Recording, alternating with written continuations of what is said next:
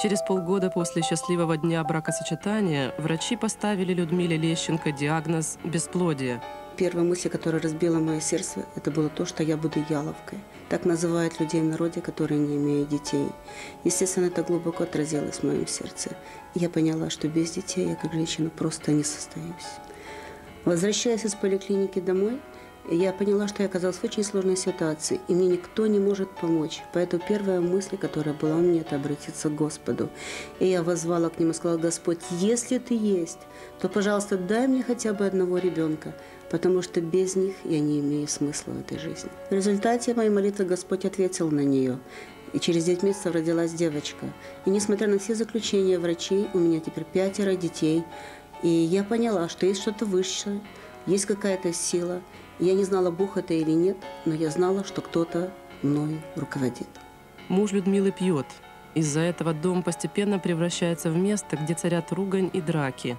Наступает момент, когда Людмила оказывается перед фактом измены. Наши беседы заканчивались постоянно драками. И эти драки останавливались только тогда, когда мы видели первую кровь.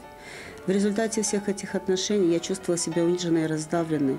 Мне нужна была защита, но я ее не видела. Мне нужна была любовь, но я ее не ощущала. Меня просто раздавили как личность. Дети его не признавали как отца. Все воспитание лежало фактически на мне.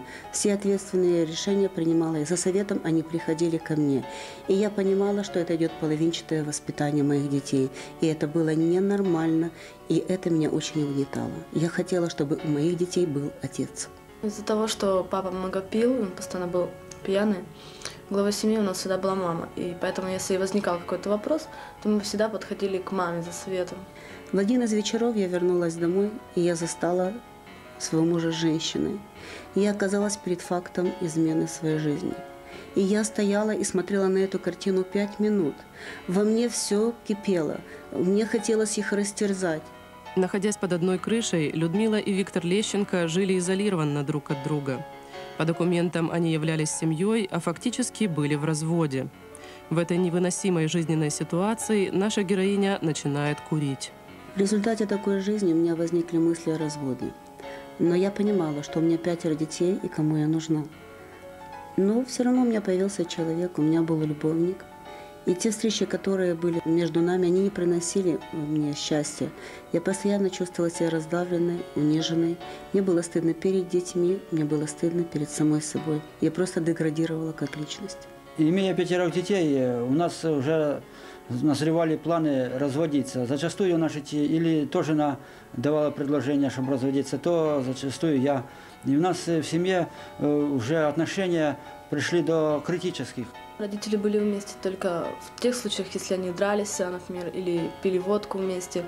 То есть, когда ссорились, вот это они всегда были вместе. А так все время они были отдельно. Если ранее, находясь в взвинченном, возбужденном состоянии, меня успокаивало курение, то теперь я от этого не получала удовлетворения, и мир и покой от этого не приходил в мое сердце. Я поняла, что жизнь моя бессмысленна, она не состоялась, и я никому не нужна. И я оказалась в безвыходной ситуации, я не находила выхода, мне не хотелось жить. Сестра привела Людмилу в церковь, где она услышала слова надежды и приняла Иисуса Христа в свое сердце. Во время молитвы я обнаружила свежий поток воздуха. Я думала, что это включили вентиляцию или открыли двери. Я сама по специальности технолог, и после молитвы я ходила, проверяла, там никаких механизмов не стояло. И тогда я поняла, что что-то происходит. Во время молитвы, когда пастор сказал «закройте глаза», я закрыла глаза и ощутила, что ко мне какое-то чувство приблизилось. Я видела себя как бы со стороны. Слезы умиления текли из моих глаз. И когда пастор позвал на покаяние, я побежала сразу же к сцене. Я была первой возле сцены. И я поняла, что все, что со мной происходило, это было прикосновение ко мне Духа Святого. И тут же я получила облегчение. Я почувствовала, как мне легко, как мне хочется жить. Радость наполнила меня. Сразу же после покаяния Людмила чудесным образом бросила курить, а на следующий день покончила с грехом блуда, порвав с любовником. Да, мы привыкли, мы сблизились, и тяжело женщине остаться без физической близости, но я приняла решение порвать с этим раз и навсегда. Многие люди на протяжении многих лет не могут бросить курить, но Бог дал мне это сразу. Я сразу же перестала курить. Бог вложил в мое сердце отвращение. Даже сам запах табака я не переношу. И уже вот на протяжении 7 лет я не курю. Я приняла решение покориться мужу. Я приняла решение перестать быть генералом в юбке. И я стала учить своих детей, как уважать отца. И согласно тому слову, которое Бог мне сказал, что я должна просто замолчать, я должна иметь кроткий, смиренный, молчаливый дух. Я хотела ругаться, но мне этого не получалось. Господь просто закрывал мои уста. Я стала благословлять своего мужа, я стала учить этому детей. Восстановление после молитвы пастора слуха у дочери было толчком к покаянию перед Богом мужа Людмилы. Семья была воссоединена. Совместная семейная молитва и чтение Библии наполнили дом четы Лещенко.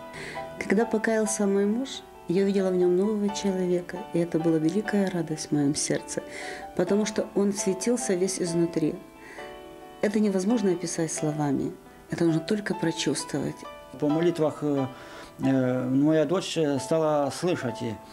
И это меня поразило, и я, значит, поверил, что Бог действительно Он живой, и Он действует в жизни каждого человека и отвечает на молитвы. Буквально на второй день же утром я уже, значит, мне не хотелось ни курить, ни пить. И с того дня, уже 6 лет, я не употребляю ни алкоголизм, ни сигареты не курю.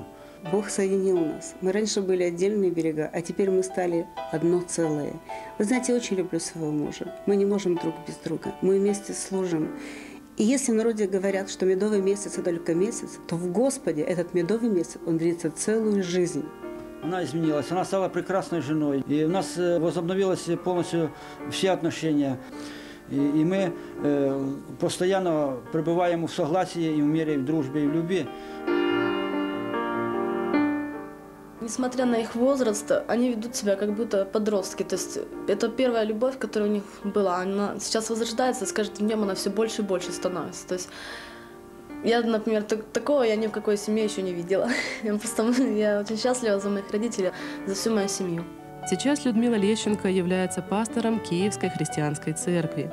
Ею ведется большая работа в направлении помощи бездомным детям, реабилитации разведенных, восстановления семей. Вместе с мужем она преподает курсы для семейных пар в супружестве на всю жизнь. Цель четы Лещенко теперь составляет просвещение в области Божьих принципов строительства успешного брака. Если кто-то из вас находится в подобной ситуации, может быть лучше, может быть хуже, не ищите выхода в любовниках, в сигаретах, в водках, в экстрасенсах, консультациях. Это духовная проблема. И выход есть только у Бога.